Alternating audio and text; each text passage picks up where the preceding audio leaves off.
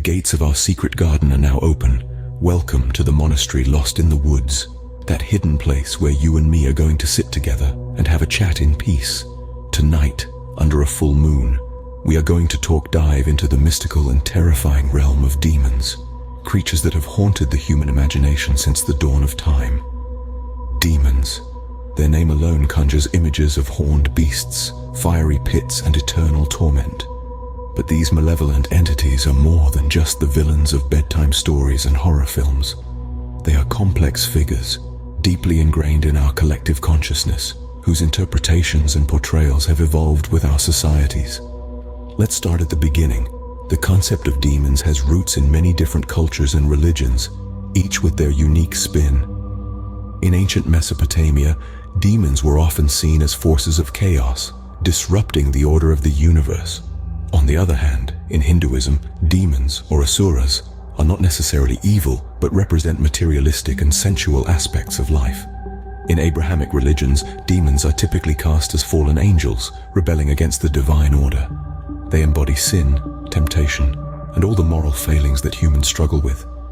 This portrayal has greatly influenced how we perceive demons today, especially in Western societies. As civilizations evolved, so did our understanding of these supernatural beings. The Middle Ages saw demons blamed for everything from plagues to mental illnesses, reflecting societal fears and uncertainties. The Enlightenment, with its emphasis on reason and science, challenged these beliefs, yet the fascination with demons persisted, shifting from literal to metaphorical. Today, our interpretation of demons is often less about supernatural evil and more about the inner struggles we face.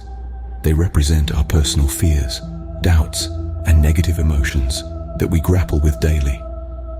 This modern take on demons has found resonance in various aspects of popular culture, from literature and films to video games and music. So, why do demons, these embodiments of evil, hold such a significant place in our cultural psyche? Perhaps it's because they serve as a mirror, reflecting our innermost fears and desires, our struggles with morality, and the dichotomy of good and evil within us. Demons, despite their terrifying reputation, have played an integral role in shaping our understanding of good and evil. Venture into the eternal battle between light and darkness, angels and demons. This dichotomy, this stark contrast between good and evil, permeates through countless belief systems, shaping our understanding of morality. But is this opposition universal? Are there cultures that see beyond this binary? Consider this. Some indigenous cultures recognize spirits with dual aspects, neither entirely benevolent nor entirely malevolent. They understand that good and evil, light and darkness, are intertwined, inseparable. Now let's dive a little deeper. Psychologically speaking, we often frame our internal struggles as a battle between our angels and demons. Our angels, the better angels of our nature, urging us towards compassion, love, and understanding. Our demons, on the other hand, whispering temptations of anger, fear, and selfishness. But remember, these battles are internal. They are subjective, shaped by our own perceptions and experiences. Perhaps the line between angels and demons is not as clear as we might think. Welcome to the world of demonology, the study of demons and their malevolent ways. This field, often shrouded in shadows, holds a mirror to our fears, our deep-seated anxieties, and the darkness that resides within us all. Demonology, at its core, is the systematic study and interpretation of demons or supernatural beings of a malevolent nature. The roots of demonology stretch back into the mists of time, entwined with the evolution of our earliest civilizations. Every culture, every society, has its own interpretation and understanding of demons, each adding a new layer to this complex study. Over the centuries, many have delved into the realm of demonology, their works shaping our understanding of this elusive field. King James I of England, for instance, authored Demonology in the late 16th century. This treatise not only explored the nature of demons and witches, but also legitimized witch hunts in an era steeped in superstition. Fast forward to the 20th century, and we find Ed and Lorraine Warren, self-proclaimed demonologists whose investigations into the paranormal have inspired numerous films and books. Their work, while often met with skepticism, has undeniably influenced popular culture's perception of the supernatural. And it's not just books and films. Demonology has permeated every facet of our culture, from music to video games, from art to literature. It's in the chilling lyrics of a song, the haunting narrative of a horror film, the eerie graphics of a video game. It's in the way we perceive and interpret the unknown, the unexplainable. But why this fascination with the macabre? Why this need to understand and categorize the very things that terrify us? Perhaps it's our way of making sense of the world, of finding order in chaos. Or maybe it's a reflection of our own inner demons, our struggles and fears made manifest. Demonology, while shrouded in fear and mystery, offers a fascinating look into the human psyche. In the theater of the mind, our personal demons take center stage. They are the actors that deliver the most compelling performances, often stealing the spotlight from our better angels. These demons are not necessarily the horned, fiery beasts of folklore, but rather the fears, doubts, and insecurities that lurk in the recesses of our consciousness. There's a thin line, almost imperceptible, between imagination and reality when it comes to these personal demons. They start as mere thoughts, figments of our imagination, yet they can quickly morph into tangible realities. Our minds are powerful creators, capable of weaving intricate narratives that can shape our perception of reality. A fear of failure, for example, can transform into a self-fulfilling prophecy if we let it control our actions. Conversely, our thoughts can also be our greatest allies in battling these inner demons. Just as our minds can create them, they can also dismantle them. The power of positive thinking, resilience, and self-belief can counteract the destructive narratives that our demons try to spin. Consider the story of a woman who was haunted by a demon of self-doubt. She believed she was unworthy of success, and this belief held her back in her career. But when she chose to confront this demon, to challenge its narrative, she began to see changes. She started taking on more responsibilities, voicing her ideas, and soon she was promoted. Her demon of self-doubt had not disappeared, but she had learned to silence its voice. On the other hand, there are those who succumb to their inner demons. A young man, plagued by his demon of addiction, let it consume him, leading to a downward spiral from which he never recovered. His demon, once just a whisper in his mind, became his reality. Our inner demons, while terrifying, can also be our greatest teachers.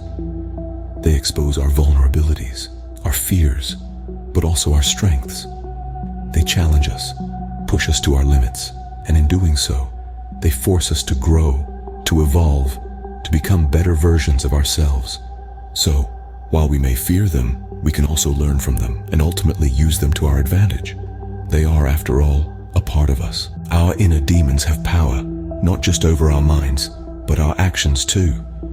This sentiment isn't just a poetic metaphor, it's a psychological truth that traces its roots back to the earliest days of human consciousness. These inner demons, these dark echoes of our psyche, can wield a profound influence over our behavior, shaping our actions and reactions in ways we may not even fully comprehend. This influence is particularly noticeable when we externalize our inner turmoil, projecting our internal battles onto others in the form of rage. Externalizing rage is a defense mechanism, a way to distance ourselves from the discomfort of confronting our inner demons. It's easier, after all, to blame others for our anger, to see the cause of our rage as external rather than internal. But in doing so, we give our demons even more power over us. Our inner demons feed on this externalized rage. They grow stronger with each outburst, each moment of anger directed outward. And as they grow stronger, they take up more space in our minds, pushing out the positive thoughts and emotions that could help us combat them. But it doesn't have to be this way. There are ways to deal with these demons, to curb the externalization of rage. One of these is mindfulness, a practice that involves paying close attention to our thoughts and feelings without judgment. By observing our anger without reacting to it, we can start to understand its roots and, in turn, weaken the hold our inner demons have over us. Another coping mechanism is cognitive restructuring, a technique that involves challenging and changing the negative thought patterns that fuel our anger. By reframing these thoughts, we can rob our inner demons of their power and regain control over our emotions. And finally, there's self-compassion, a practice that involves treating ourselves with kindness and understanding, even when we're struggling with our inner demons. By being gentle with ourselves, we can create a safe space in our minds where our demons have no power. Understanding and controlling our inner demons is the key to achieving emotional balance. It's a journey, a battle against our own minds, but it's a battle we can win, a journey we can complete. And when we do, we'll find a sense of peace and balance that's worth every struggle. Art and literature serve as mirrors, reflecting our deepest fears and desires, often embodied by demons. Throughout history, demons have been portrayed in myriad ways across different mediums.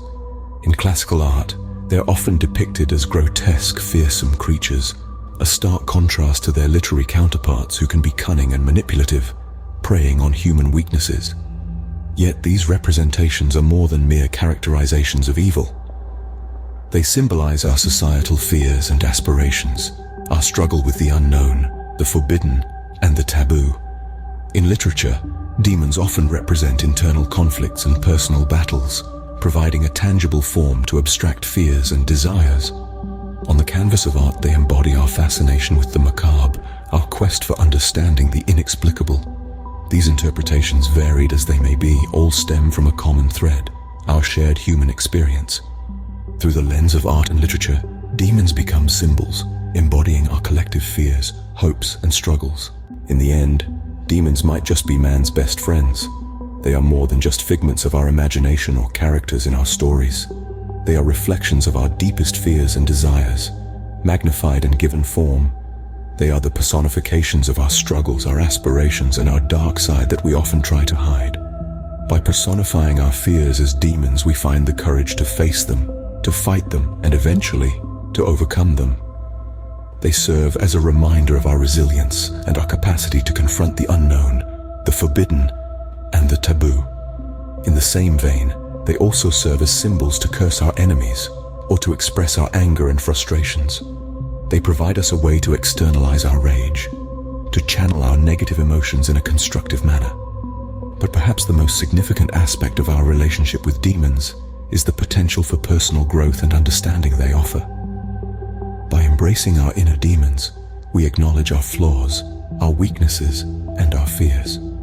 And in doing so, we learn to understand ourselves better, to accept our imperfections, and to strive for self-improvement. So the next time you think of demons, remember that they are more than just creatures of the night. They are symbols, mirrors reflecting our shared human experience. And perhaps by embracing our demonic reflections, we can learn to understand not just ourselves, but our collective psyche a little bit better. Join us again as we delve into more intriguing and mysterious topics. Don't forget to comment, like, and subscribe. The gates of our secret garden are now closed.